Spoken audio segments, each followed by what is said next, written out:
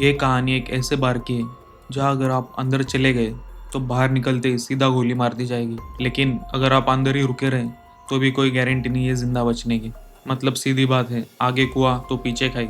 कहानी की शुरुआत होती है एक लोकल बार से। वहाँ सर्जियो नाम का एक बंदा एंट्री करता है।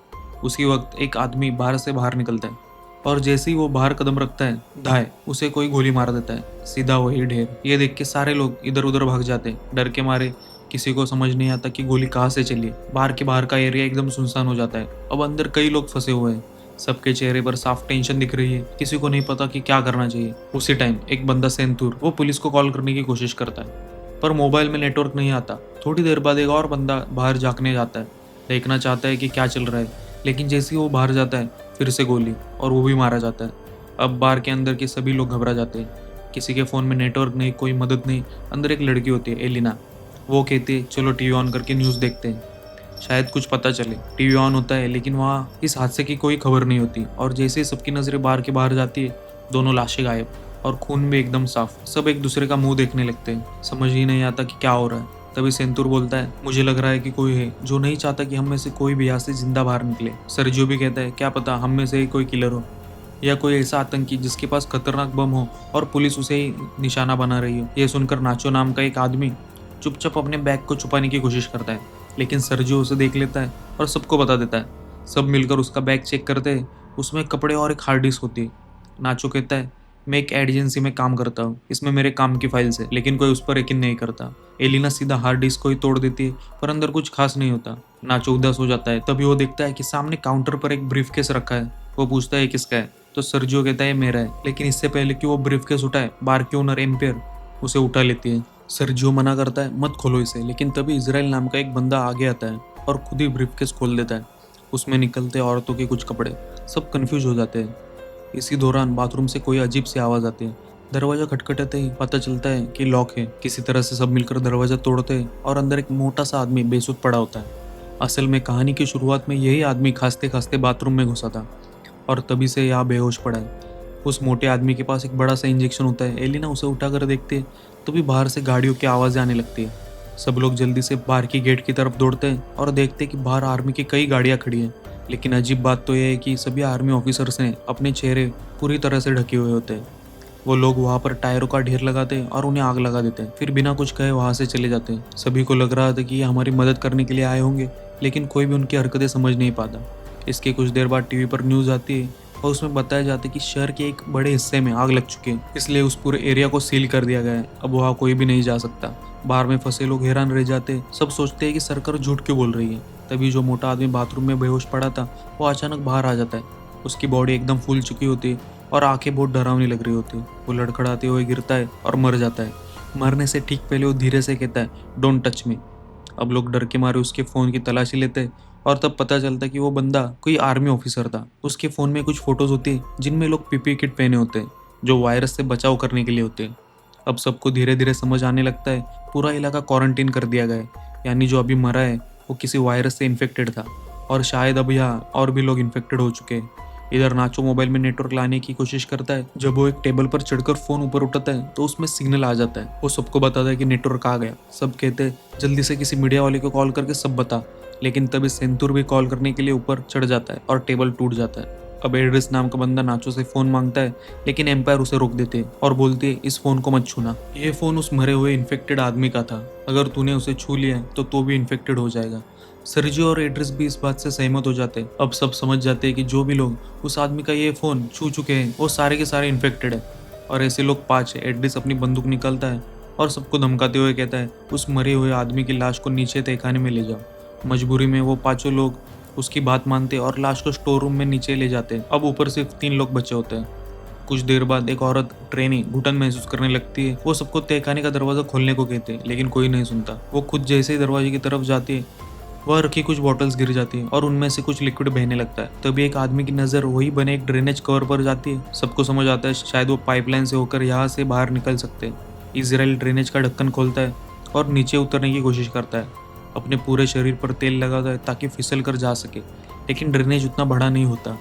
वो बीच में ही फंस जाता है। तभी ऊपर से अचानक गोलियां चलने की आवाज़ आती है। सब डरकर इधर उधर भागते हैं। फिर उन्हें ऊपर की तरफ से धुआं उठता दिखाई देता है। और तब समझ जाते ऊपर जो 3 लोग थे उन्हें मार दिया गया और शायद पूरे बार को आग भी लगा दी गई है। इधर इजराइल अब भी ड्रेनेज में बुरी तरह से फंसा हुआ था। सबसे पहले लोग इजराइल को किसी तरह ड्रेनेज से बाहर निकालते। कुछ घंटे बाद आग पूरी तरह से बुझ जाती है। फिर सब मिलकर ऊपर बार में लौटने का फैसला करते। बार के अंदर का हाल देख के सबके होश उड़ जाते। पूरा बार राख बन चुका था। नाचो को वही अपनी गन मिल जाती है जिसे वो चुपचाप उठा लेता है। तभी सबकी नज़र बाहर जाती है। कुछ लोग बाहर से इस जगह को पूरी तरह से सील कर रहे होते हैं। सब चुपचाप देख रहे होते हैं क्योंकि अगर किसी को भी भनक लग गई कि अंदर 5 लोग अब भी जिंदा है तो वो उन्हें भी गोली मार देंगे। इसी बीच अचानक वो मोटे आदमी का मोबाइल बजने लगता है। वही आदमी जो थोड़ी देर पहले वायरस से मरा था। एलिना उसका फ़ोन उठाती है और उसकी व्हाट्सएप चैट्स पढ़ना शुरू करती है। एक चैट में कोई उससे पूछ रहा होता है वैक्सीन लेने के बाद तबीयत में कोई फ़र्क पड़ा। वो जवाब देता है नहीं, मेरी हालत और ख़राब हो रही है, मैं बाहर के किसी वॉशरूम में छुपा हूँ, प्लीज़ मेरे पास मत आना। फिर एक पुरानी चैट में वो लिखता है मेरे पास अब भी 4 और बची है। सब समझ जाते हैं जिस इंजेक्शन को एलिना ने देखा था वो वैक्सीन थी।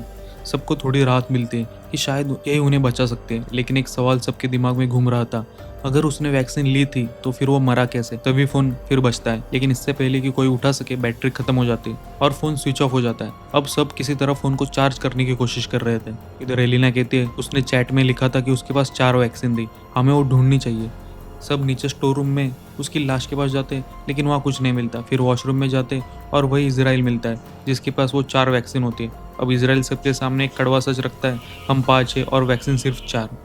वो कहता है मुझे माफ़ करना, मैं पहले खुद को बचाऊंगा, और तुरंत एक इंजेक्शन खुद को लगा लेता है। नाचो उस पर गन तान देता है लेकिन इजराइल वैक्सीन पहले ही इंजेक्ट कर चुका था। इसके बाद दोनों में हाथापाई शुरू हो जाती है। इजराइल नाचो पर भारी पड़ता है और उसकी गन भी छीन लेता है। इसी झगड़ में वैक्सीन नीचे तहखाने में गिर जाती है।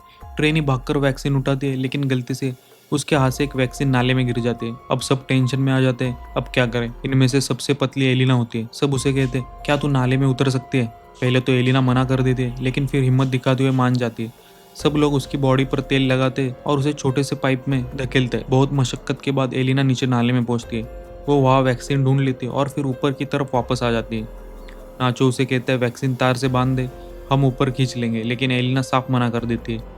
मैं जानती हूँ ऊपर 3 लोग हैं और वैक्सीन भी सिर्फ 3 ही बचे। वो कहती है अगर तुम लोगों को वैक्सीन चाहिए तो खुद नीचे आओ। इसके बाद सब मिलकर ड्रेनेज का छेद बड़ा करने लगते हैं ताकि वो भी नीचे उतर सके। उधर एलिना बाहर निकलने का रास्ता ढूंढने लगती है। थोड़ी दूर जाने के बाद उसे एक कोना दिखाई देता है जहाँ से रोशनी आ रही होती है।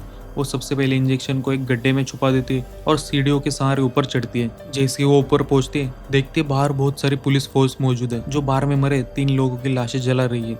यही से सीन कट होता है और दिखाया जाता है कि ऊपर जो 4 लोग स्टोर रूम में थे वो भी अब किसी न किसी तरह नीचे पहुंच चुके होते हैं। अब इजराइल और नाचो के बीच एक बार फिर जबरदस्त झगड़ा शुरू होता है लेकिन इस बार नाचो उसकी बंदूक छीन लेता है और वहीं पर उसे गोलियों से भून देता है। अब नाचो के पास गन होती है और सब उससे डरने लगते हैं। वो सिंदूर को बंदूक की नोक पर लेता है और एलिना से कहता है वैक्सीन दे दो, अब हमारे पास 3 इंजेक्शन है और हम तीनों भी जिंदा बच सकते हैं। एलिना उन्हें उस जगह ले जाते जहाँ उसने वैक्सीन छिपा रखी थी। धीरे धीरे सब आगे बढ़ते, नाचो और एलिना आगे, सिंदूर और ट्रेनी पीछे। तभी अचानक ट्रेनी सिंदूर को पानी में डुबाने की कोशिश करती है ताकि सब खत्म हो जाए। नाचो दौड़कर उसे रोकता है लेकिन ट्रेनी कहती है तू मुझे मार दे ताकि बाकियों की जान बच जाए। नाचो उस पर गन तानता है लेकिन गोली नहीं चला पाता। फिर ट्रेनी उसे गन छीन लेती है और थोड़ी दूर जाकर खुद को गोली मार लेते। अब सिर्फ 3 लोग बचे होते हैं और उनके पास 3 वैक्सीन। तीनों एक एक इंजेक्शन उठाते हैं लेकिन तभी इजराइल वापस लौट आता है। वो जिंदा होता है और सिंदूर को मार डालता है। अब इजराइल का गुस्सा फूट पड़ता है और वो नाचो और एलिना की जान के पीछे पड़ जाता है। नाचो और एलिना को सामने सीढ़ियाँ दिखाई देती है और दोनों वहाँ की ओर दौड़ते हैं लेकिन इसी बीच एलिना का इंजेक्शन उसके हाथों से छूटकर नीचे गिर जाता है। अब क्योंकि इजराइल भी उनके पीछे चढ़ रहा होता है वो नीचे नहीं जा सकते। नाचो तुरंत अपना इंजेक्शन एलिना को दे देता है और कहता है तू बच जाए, लेकिन तभी इजराइल नाचो के पैर पकड़कर उसे नीचे गिरा देता है और दोनों गिरते ही मर जाते हैं। अब सिर्फ एलिना बचती है। वो अकेली बची हुई एकमात्र वैक्सीन खुद को लगा लेती है और ऊपर ड्रेनेज का ढक्कन खोलकर बाहर निकल जाती है। बाहर निकलते ही वो देखती है कि पूरा इलाका सील किया गया है, बहुत सारे लोग खड़े होते हैं और तभी एक औरत अपनी जैकेट एलिना के ऊपर डाल देती है। एलिना बेहोश होती है, कुछ नहीं समझती, बस चुपचाप उस भीड़ में शामिल हो जाती है। अंत में हमें सच्चाई का एक बड़ा खुलासा होता है। वो मोटा आदमी जो सबसे पहले बाथरूम में गया था वो एक आर्मी ऑफिसर था। हो सकता है आर्मी किसी बायोलॉजिकल वेपन पर काम कर रही थी ताकि वो दुश्मनों पर हमला कर सके, लेकिन गलती से उनका अपना ऑफिसर इन्फेक्टेड हो गया। हालांकि उसके पास वैक्सीन थी लेकिन वो अफसर पहले से बीमार था, इसलिए उस पर वो वैक्सीन का असर नहीं हो पाया। जब आर्मी को यह पता चला कि उनका ऑफिसर आम लोगों के बीच बाहर में है, उन्होंने पूरा इलाका सील कर दिया। उनका मकसद साफ था, इस वायरस को वही ख़त्म कर देना। भले इसके लिए बेगुनाह लोगों की जान क्यों ना जानी पड़े। आर्मी ने तय कर लिया था, थोड़े लोगों को मरने दो, पूरा देश खतरे में नहीं आना चाहिए। तो अब सवाल ये उठता है कि क्या आर्मी का ये कदम सही था? क्या कुछ लोगों को बचाने के लिए बाकियों का मरना सही था? और यही ये फिल्म खत्म हो जाती है। तो कैसा लगा आपको वीडियो? तो कमेंट में जरूर बताना। मिलते हैं अगली वीडियो में, तब तक के लिए बाय।